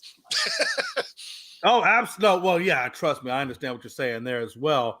I saw a report coming out that Dylan Cease may be there may be a link to him in the Yankees. Maybe there's some talks are going on. So, I mean, with the whole injury with Garrett Cole, that elbow, God knows how long he's going to be out. Dylan Cease would certainly. That's another guy that has destroyed the Astros. Every time I've gone up against the White Sox and Dylan Cease was pitching, he just gave us a hard time the whole time. Always give us a hard time. So, yeah, if the Yankees can secure Dylan Cease, that would be a huge win for those guys. Because right now, the way I look at the Yankees is I'm not worried about them at all. Yeah. No, I'm with you. And I know Frankie hates to hear that, but it's the damn truth. Because I mean, outside of the Juan Soto pickup, they really haven't done a whole hell of a lot to improve that team. And especially with the Garrett Cole injury going down, which is their best. Now you got what? Now you got Nestor Cortez. Okay, but what I think the worst thing that they did, and I think they're realizing it now, is Rodon is not as good as I think they thought he was when they picked him up. Because Rodon is looking very, very beatable. And I don't know what the status of Frankie Montez is, but from everything I'm hearing, he's not really a factor either on that bullpen. So I don't really expect that much of the way of pitching from those guys. No, I mean, when it comes to this point in the year, though, the only thing I ever really worry about, like, however you're playing in the preseason or, spring training, whatever, it doesn't matter, right? Right. Because it generally changes a lot going into the regular season. The thing that I always worry about is something that, like the Mariners have right now, is one of their pitchers gets injured. Right. I mean, especially for a pitcher, as soon as you have an injured guy, I mean, that disrupts not just the rotation, but usually it's a lingering thing because of when they're trying to power through it. They don't have their full complement of pitches. It generally doesn't have as much power. The command isn't quite the same. So it's the pitching staff and relief pitchers, have a big part of that is when they get hurt in the preseason, that's going to mess up their starts or their relief opportunities for half the season. So, that's always the part that I worry about. And it's one of the reasons why the Mariners are going to be, as bad as I think they're going to be, is they already have some of their pitchers injured. Right. Yeah, and that's another thing. I don't know if you heard this too or not, and I still don't know why he's wanting to, or that why his interest is this. But now I'm seeing where Blake Snell has interest in Anaheim. Have you seen, or with the Angels? Have you seen that? Oh, I didn't see that one. Yeah. I mean, I want to say I read that. I don't know if it was yesterday or day. I think it was yesterday I read it. I'm trying to see if I can find that article. But now it's looking like Blake Snell has interest in the Angels. And I don't know why you would have interest there because, bro, they're not going anywhere. So why, unless that's where the money's at for him and he wants the money, right? Yeah. Yankees say Cole is unlikely to pitch. Obviously, he's not likely to pitch. So I think Cole's going to be out for a few weeks. That's what I've seen here. But I wanted to find that real quick so I could. Damn, Darryl Strawberry had a heart attack. Did you hear that? I didn't, but that makes sense with the amount of cocaine as that guy did. Bro, I'm surprised he's still kicking. Honestly, I'm man. And then Judge was injured, but the MRI was clean, so it looks like he's going to be okay. But where was that? I wanted to find. Well, I don't know where I saw it. I know I read it. I don't know if it was on SI I read it, but don't be surprised if maybe Blake Snell winds up over there with the Angels. I mean, I wouldn't be surprised one bit. I don't think he's going to help them out tremendously. I mean, the Angels are just, they don't really have too many people out there that's really going to elevate that team to a level, you know? No, I mean, they're going to fall off this year. So what a time to be alive. But hey, if you get the Quan, who cares? Because you're riding around in a nice ass Ferrari and we don't care. Hey, that's what I always say. Like, if you're going to be depressed, I'd rather do it in a Cadillac than a Honda. Hey, so Frankie just put out that looks like Cole is going to be out 1 to 2 months. Oof. What? I mean, I know that hurts, quite honestly, but I mean, this is his elbow. It could have been like Tommy John bad, right? Yeah, so, I mean, it could have been a season ending. Sure. Yeah. So 1 to 2 months, not a big deal. You can recover from that. You know, as a team, you can recover from it, right? Could have been worse. You're going to get him back at the first part of June? Yeah, you'll get it back in the 1st of June. So if he can stay around 500 when you get him back, then you have a fighting opportunity to get into that wild card. You know, fight. I don't think let's be honest. These guys are not going to beat the damn Baltimore Orioles. Okay, the Orioles are too good for that.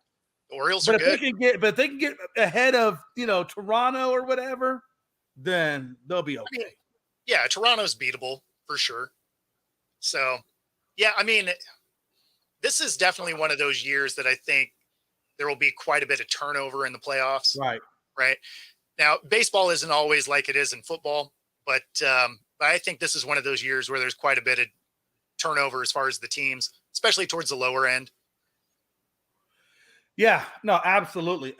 So if you were looking right now at baseball as a whole, and of course, guys, this is so way out. I always like to get, people's first reaction of who they think, and then the middle of the row, and then at the end of it, just so we can see how it all played out, right? All right. If you had to take a team right now that you think, who is your favorite right now for the World Series? Like who would you say you just have a good feeling about for the World Series win? Oh, man. Yeah. Like, you have to think the Dodgers have a shot, right? With the amount of money they're throwing at it. Right. So you would think the Dodgers would be in that mix. They lose it, but right. On the other side, I'm not sure. That one's tough. I only say the Dodgers because of, again, how much money they're putting at it. But a lot of it doesn't hurt them this year, right? So they're going to have a good team starting out. Over time, that team's going to be a dumpster fire. But these next couple of years, they should be really good. Now, granted, Ohtani's not going to be pitching, but he has shown he can hit. So, so we'll see. But yeah, from the other side, I don't know. Who are you thinking? Yeah, in all reports out of spring training, of course, again, mind you, this is spring training. I don't want to is Yamamoto's looking actually pretty good. So I am expecting Yamamoto to actually be the real deal, and we'll see how well he actually handles the real season. So time is still out on him, but it is looking like this guy could, be effective at what they're paying him. But I'm not believing in the Dodgers. I don't. I'm not into that bandwagon. I don't really, but I'm just going off the dollar figure. Oh no, I understand. Trust me, because when we went off the dollar figure, everybody and their mother was thinking, "Oh man, the Mets. They're stacking up left, right, up and down." And they come out and they put up a big ass, nasty, third place, fourth. I mean, God, it was horrible. So the thing is it doesn't matter to me how good the Mets are. I never believe in the Mets. Well, that's true. It's like hey, Clayton Kershaw's looking pretty good. I still don't believe in Clayton Kershaw. You ever seen his postseason track record? It's the worst. Not that good. Yeah. So, who I think honestly is I think the Astros still need a couple of spots to fill for me to have a warm fuzzy about them, and I don't have a warm fuzzy about them. We don't have Luis Garcia, which I still think is one of our best pitchers this year because he's still recovering from Tommy John. I think Verlander's going to be out for a little while, still coming off of his issues. So I think the Astros are going to have another tough start. So I don't have that warm fuzzy about even my own club. But who I do think, and I was looking at last year where they won the World Series, they still had that edge about them. Like they weren't done. Like they were still hungry for more. Aroldis Chapman, came out and said a couple of quotes that he wasn't done and he wanted more. I think Bruce Bochy is a hell of a fucking good manager, and I think he's not done. I think they're getting Jacob deGrom back, and if he can even stay healthy, and I think if they monitor his time and keep him ready to go for the postseason and not so much the first part of the season, because I don't think they need it. I think the Rangers, can have the opportunity to do a repeat. So I'm riding with the Rangers right now. And I hate to say that because I'm an Astros guy, but I feel my warm fuzzy for who I think can get the World Series win is still the Texas Rangers. Now, the Rangers are a good team. They definitely got hot at the right time. Right. But, they're a good team. They're a good team. And one of the things that was good about them going into this year is they didn't lose a lot. Right. So they didn't. They didn't lose anybody. If anything, they're going to be gaining rather than losing, and they're gaining without even having to spend money to gain. Exactly. And that's why I say, I do agree with you. I like the Rangers, but they're not a over-the-top dominant team. So they do need some similar action to what they had last year where, they were there, right? They were there all year, but they weren't like killing people. But then at the end of the year, because they were able to gut out all those wins during the season, right? Like they were able to just kind of battle out through series after series, right? Like they were winning series. They weren't sweeping them. They were battling through them. And that was huge for them when it came to the playoffs, is they knew exactly what they had to do because it's what they did all year. So, they got hot at the right time, and when they needed to battle them out, they were able to.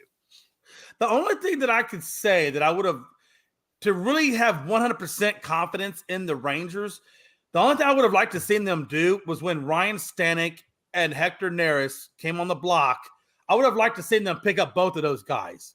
Sure. Because they could have got them at a very, very super, super economical price that would have broke the bank. But yet those guys are very solid middle relief guys. And and when you have the middle relief guys that can eat up 1 or 2 innings effectively, that really bodes well for your setup crew and for your starters. So I would have liked to see them pick up those 2 guys, honestly, if we're not going to keep them, I would have liked to see them get them. And bolster up that. You don't want the M's to get them? Come on, man. Help a brother out. I said, you don't want the M's to get them? Come on. No, man, listen, look. You know how, like, when they tell you in the Army, right, it always goes God, country, Army, family, so forth, right? Sure. That's the way I work in my state of Texas. It always goes Houston Astros, then the state of Texas, and then my family. And that's how you got to keep it in the state of Texas, baby. You can't go outside the state. Listen, I will tell you this. The only team that I honestly go for outside of the city of the Houston city limits is Dallas Cowboys. That's my only team. But I always keep it within my state. I would never go out of my state, and that's just because I'm Texas proud. That's all that is. But anyway, seriously, but back to the Rangers real quick. I really feel like Bruce Bochy, and I hope he learned this. I really think if he could just control the amount of pitches and innings that DeGrom goes and preserve him for the postseason as best he can, that really will be the decide. Because if you got a Scherzer, DeGrom going into that thing along with the other guys they got, they have a really good pitching rotation, but they are a little older. So I'd like to see Bruce Bochy preserve his older arms a little bit more. So when they get into the postseason, they're on all cylinders. To be fair, that's basically how the league works at this point anyway. You don't hardly see a starter go past the 5th inning anymore. As soon as they hit that 100 pitch mark, you don't. Those days are gone. They're sitting down. So unless you got a perfect game or a no, you're not going to see it happening. Yeah, no. So, really, as soon as you hit that 100 pitch mark, it's a wrap. You're coming out of the game. And in all honesty, you should be doing that. Not only from an analytical standpoint, but from a health standpoint. What are you talking about? Nolan Ryan He Bro, threw like listen, a 275 pitch man. game, and then 3 Look, days with all later, the HTMOs and this new, millennial generation, they don't make them like that anymore, Bo. You know that's that. true. They I don't mean, make them like that anymore. to be fair, when he tore his elbow in his final game, he threw one more pitch and it was 98 miles an hour with I'm a just torn saying. UCL. Look, you So can't he was carry the name. different. You cannot have the name The Express without being The Express. There's no doubt. I mean, God, what? I look at Nolan Ryan right now when and look, Nolan, don't get mad at me when I say this to you. He'll still come beat you up. He will still come beat my ass up. But seriously, hey, they showed a picture not long ago. I want to say maybe a few weeks ago where he was sitting in the stands, and it wasn't even at a baseball game. It was like some other sporting event. He just in the stands, and that guy has the best resting bitch face I have ever seen in my life. Oh, sure. He looks angry 24/7. You have to be to throw as hard as he did, as long as he Bro, did. you know what I'm saying? You know who else? But you know who else had that face? Was Randy Johnson. Oh, that guy had a great face. Great face for that. Randy's pitch selection was amazing. Plus, he was massive, right? Like what was he, 6'10"? 6'7"? 6'7"? Well, he might be tall. You're right. I think he might be 6'10". I don't know. Like, he's a very tall human being. He is very tall. Then you throw him on top of a mound, right? So when he steps off and he delivers the ball, he's letting go halfway to the plate. Like, you're right. By the time you swing the bat, you're swinging the bat at his knuckles. Pretty much. He was he was amazing to watch, though. Like, it was awesome. When he was here with the Mariners. I wish they didn't do him the way they did, which is why he retired with a Diamondbacks hat on. But plus, he won a series there. But it was too bad that he left the way he did. But man, it was fun to watch him pitch. Who do you think was the best? If you had to look at all of baseball history, who do you think was the best pure hitter in baseball? Pure hitter? Yeah, just make contact and could get on base. Just the best hitter. Guy who could just see the plate like nobody. Had to be Barry Bonds. I don't know, man. I hear that. I'm more of a Tony Gwynn guy. I think Tony Gwynn was one of the best I've ever seen play the game. Tony Gwynn was nice. The thing with Barry Bonds is he didn't have an out pitch. He didn't have one he'd chase. No, yeah, right. I get that. And I don't think, but Tony didn't either. Look at the strikeout rate of Tony Gwynn. It's almost non-existent. No. I'm with you. And that's why I said Tony Gwynn was nice for sure. And I'm not trying to chastise you on Barry Bonds, man. Barry Bonds is a great hitter too, right? I mean, so the thing with Barry, right? Like everybody, he gets the hate because of steroids, right? But but you still got to make contact. Steroids isn't. Steroids cannot get you to make contact. Exactly. It's just for power. It's power purpose only. That's it. Yeah. So he was a great contact hitter. Plus, he was hitting guys that were also juiced up. Right. So, I mean, honestly, the other guy that is probably one of the best contact hitters ever was Edgar Martinez. Yeah, I liked Edgar Martinez. I'll give one of the best contact hitters ever. I mean, that dude was a double machine. And when you think of the fact that he was not the most athletically built guy, for him to get that many doubles, like imagine if he had speed, he would have been the triple king. Right. I mean, there's really, a few just really superb, hitters. I mean, Pete Rose, clearly. I mean, he's a hit king, right? So Pete Rose is in there. Barry Bonds is in there. Edgar Martinez is in there. And like I said, Tony Gwynn is in there. I like Vladimir Guerrero. I thought he was a really good one. Clearly, not Pudge. Rodriguez, A-Rod was in there. To be fair, Pudge actually was a pretty good contact hitter. Yeah. But, there's a lot of really, the baseball has seen a lot of really, they don't happen all the time, but there's some really, and that's the thing too, like going back real quick, if you don't mind, just real quick, we talked about the Hall of Fame and is it watered down or are people getting in that shouldn't get in? And I know how Pags feels about it. Obviously, me and you have talked about it. I feel about it. Here's the thing with that is there's guys that get in that don't necessarily make sense, which is why Pags is like, oh yeah, it's the Hall of Very Good. Right. And I agree with him in a way that you'll see guys get in that the stats don't quite make sense. And then you'll see guys that don't get in, like Sheffield, who absolutely. Why is Gary Sheffield not in the Hall of Fame? Well, and this last year was his last year, right? So now it's going to have and to go. And that's what worries me too, because now Billy Wagner is approaching his last year if he hasn't already passed him. I know he was getting close. Yeah, he's close. Omar Vizquel, right? I think he's in the last 2 years. That's an 11-time Gold Glove winner. How is he not getting in? How is an 11-time Gold Glove winner not in the Hall of Fame is stupid to me. But yet, as Pags loves it, Scott Rowland is. Yeah, I mean, what are we doing, man? What are we doing? And so that's the thing is, it's like a lot of the Baseball Hall of Fame doesn't necessarily make sense, and it's because it's a voting game, and the rules to be one of the voters, you basically have to be a beat writer for 5 years, and then you still have another 5 years of eligibility after you're done, right? So once you're done being a reporter, you still have another 5 years of eligibility to, still vote, right? So I don't know. I don't love that. On your hitters, pure hitters, the other one that's kind of a fun stat, also, a former Mariner, is Ichiro.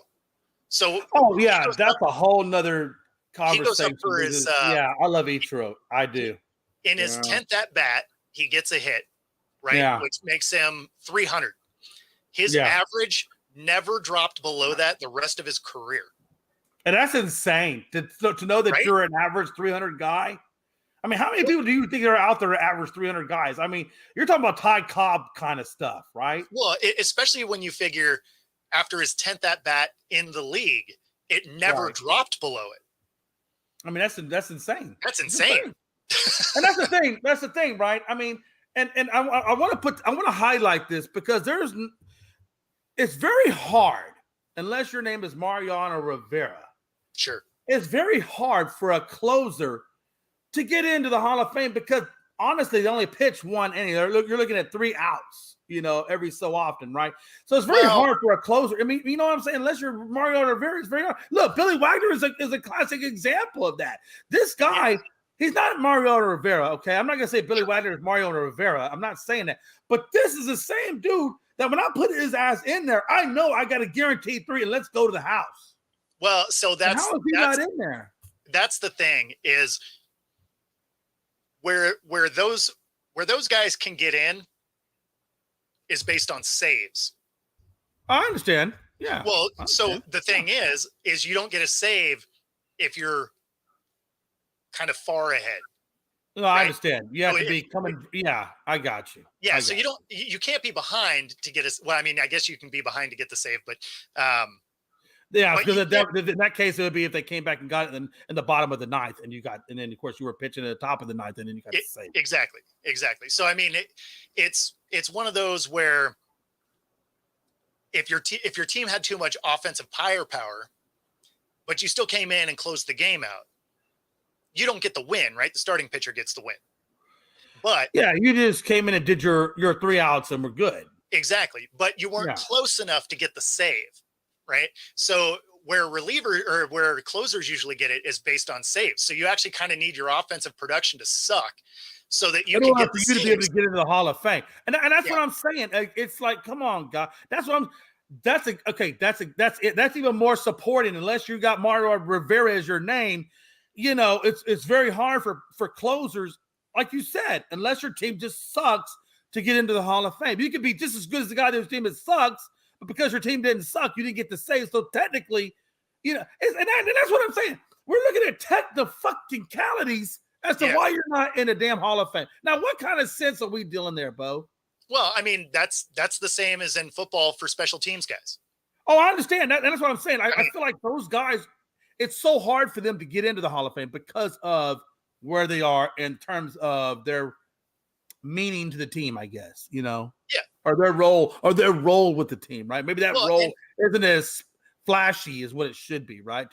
I mean, and even if it is flashy, you look at a guy like Devin Hester, right? Yeah. Who absolutely changed the game. Everybody was worried about him returning the ball. He was a part of 2 all-decade teams. and part of the, 100 team, right? For the first 100 years of the NFL. And he still was a question mark on whether or not he'd ever get in. That's insane to me. It really is insane to me.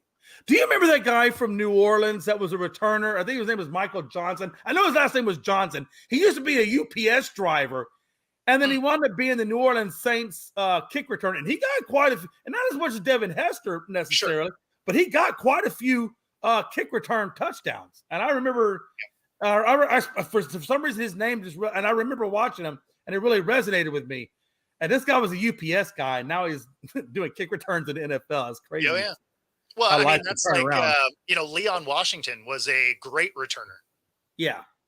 And I mean, but after he retired, have you even heard that name again? No. You know what's interesting? For talking about kick returners and craziness, Earl Campbell. No, say about it. Earl Campbell was a damn kickoff returner for the Houston Oilers.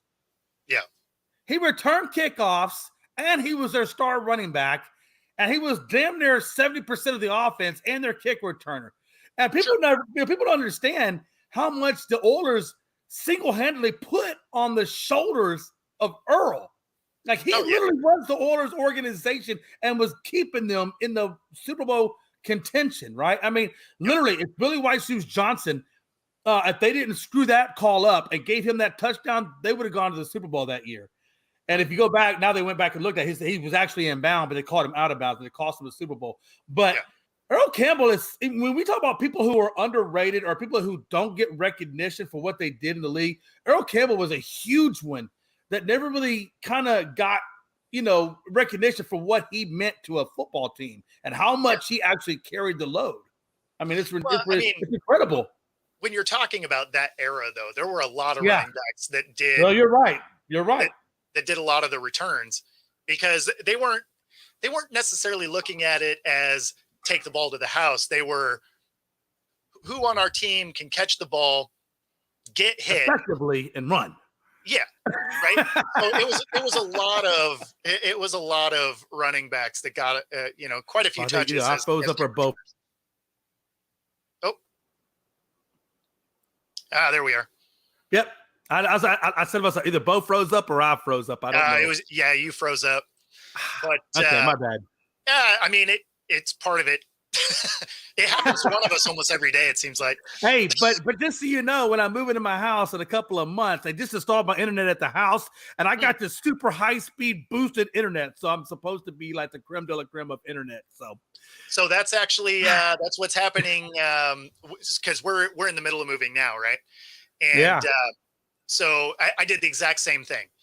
I'm like, okay, what is the fastest internet you have? Cool, that's the one I'm gonna get. Yeah, and I told that guy. Because like where I'm moving is literally right next door to Sam Houston State University. Okay.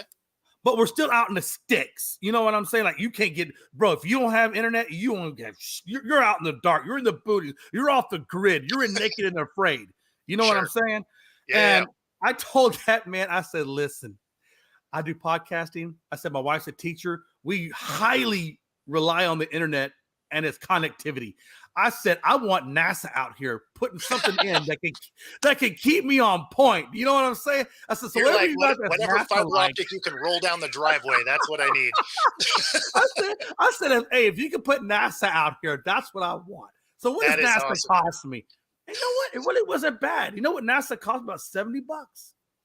And I got routers put all throughout my house. So apparently there's more than one router, but it's all throughout my house. So apparently I'm going to be hooked up like space. Yeah. So basically those are repeaters. So you'll have your modem and your router. Okay, repeater. You know more than I do on this. Yeah. Well, because I always end up putting like commercial grade crap in my house because I don't like stuff to drop out.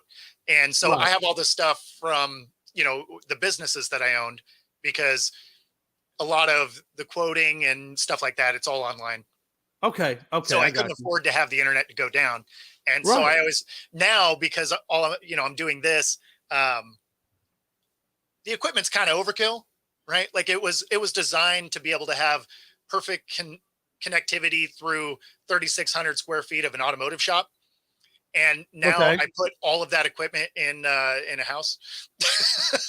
Yeah, no, yeah, and well, that's roughly about the size of my house. I think my house livable space is 3,250. Total space is 5,000, but that's a lot of porches and garage.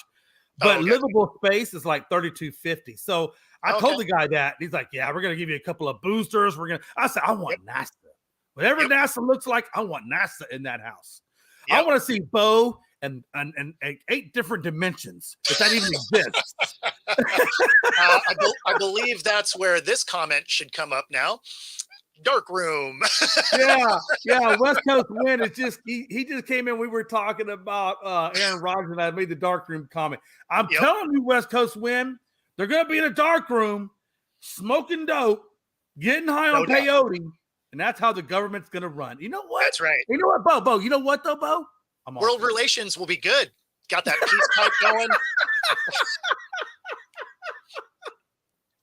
Hey, look, man. Hey, I'll be honest with you. Hey, with everything, and we're not a political show. I'm just trying to tell you, hey, with everything that's going on in this world, I'm always up for a new direction. Hey, based on everything that's going on around the world, they need some dark rooms. As long as you don't have to put a quarter in it to make it operate. And yeah, well, there's world. You know, it's all right. It'll only cost all of us, so it'll be fine. Oh, sweet Jesus! What a time to be alive. Where's Pags when you need? Where's Pags at these days? He's down there. You think? Yeah, he's down there enjoying a baseball game today, I believe. And Stat Guy, I believe, is out there at a basketball game. So yeah, that guy's all over the place today. He is. That guy covers a lot, I'll tell you. He everything from high school to AC. You know, he does a lot of FCS. He does like a lot of FCS work and spring training and high school games. I mean, that guy literally is all over the place. You know, and I never really understood how good some of these FCS schools are. I mean, you know, you never really get to know how good an FCS athlete is because, you know, they're not going against FBS, which is a little bit higher or whatever. But I think there's a lot of hidden gems from what he's been showing me. There's a lot of hidden gems in that FCS world. Oh, you know? Absolutely. Absolutely. Yeah, that's interesting stuff to me. So tomorrow's the big day, huh? You get the RoboCop knee. Man, yes, sir. I am going to do these baby wipes for the 3rd time in my life. And you know what? It's horrible. No, it's horrible. It's horrible. You throw them in the freezer. These things for you? are like ice cold, bro. They're ice cold. Like it's the kind of stuff that makes you say to yourself, or to your wife, because my wife, because you got to do the back side, the front side. So my wife is helping me out and do this, so I get every answer because they want you to get every. And I tell my wife all the time, I said, "Baby, I'm a grower, not a shower, but this stuff's ridiculous." It's an innie. I'm just saying it'll give you a reverse turtle, okay? Yep. But no, it's terrible. It's cold, Bo. It's like, I don't know. I want to say it's like 10 degrees, but it feels like somebody's got these ice and they're just giving you a bath in ice. Anyway, I said that to say this. I told that lady, I said, I will come back. I will do this again, but I swear to God, if you screw this up one more time, somebody's going to have some problems and it ain't going to be me. It 100% will be you. What are you talking about? Do you think it's a bad idea that I started looking online for surgical instruments just to bring my own shit? That would be hilarious. I seriously thought about doing. I seriously thought about going online. I said, you know what, babe? I think we got better chances of my survivability and a successful operation if I just buy my own shit. Yeah, I mean, are these the Temu doctors? Is this what's going on? This is your medical team? Hey, look, there is nothing freaking wrong with Temu. Half of my house is made with Temu. Yeah, but how much do you rely on it to really work? I don't know, bro. I'll let you know in about 4 months when I assemble this crap and put it up there. Yeah, no doubt. Hey, watch this, bro. But watch it. You know what the funniest thing is? So now I don't put Temu throughout my house. I really don't, okay? Sure. But for like the guest bedrooms, I did. And I'm going to tell you why, Bo. I had this process or this mental thought process that says guests are like fish. After 3 days, they start to smell. So I don't want them to have the best of everything. I want them to have just good enough that they'll stay, but then in 3 days, they're ready to go. That's what I want. That's perfect. It's perfect. So I put the Temu stuff in there, right? Now, Bo, listen to me. Listen. I'm a side shift No, this is it. Okay. I'm gonna move out of the way, and then you're gonna see the width of this box. These are beds, Bo. Watch this. Watch. There we go. They're beds. Okay. Now listen to me now. So is that the frame? Is that the frame or the mattress?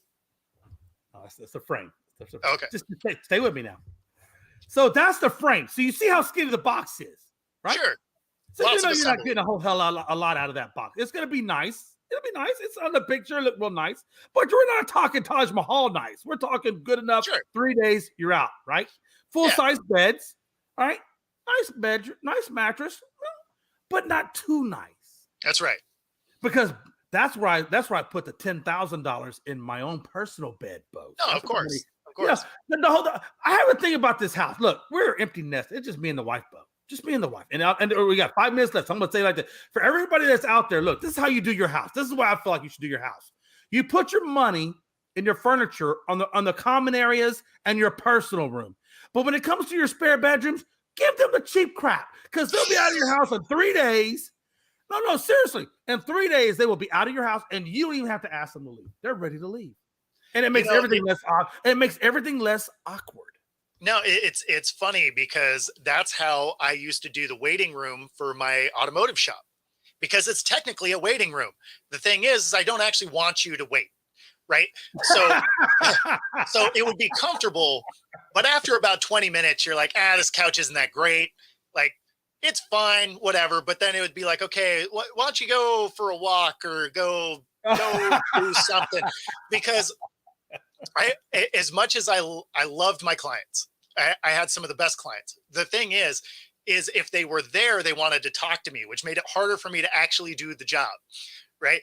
So, so it's like, hey, yeah, you can wait if you want.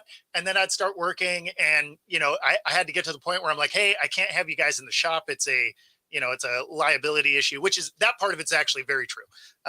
That's an insurance issue. It is what it is. But the thing is like if you were working on closing paperwork out or something like that, they want to talk to you.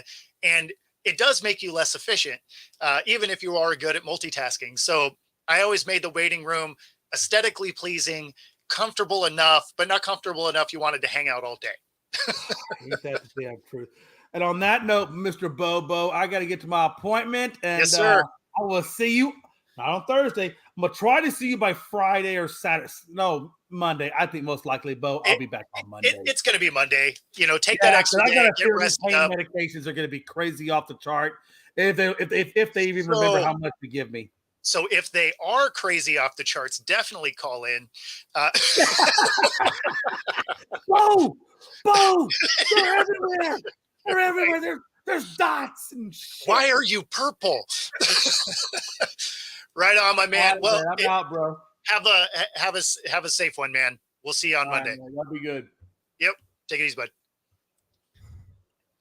All right. Well, thanks for tuning in today. We are going to go ahead and close it out as well. Unfortunately, Corey was hung up with his agent. And so hopefully we'll get him on a different day. Thanks for hanging out with us. And other than that, we will see you bright and early tomorrow. And enjoy the rest of your day.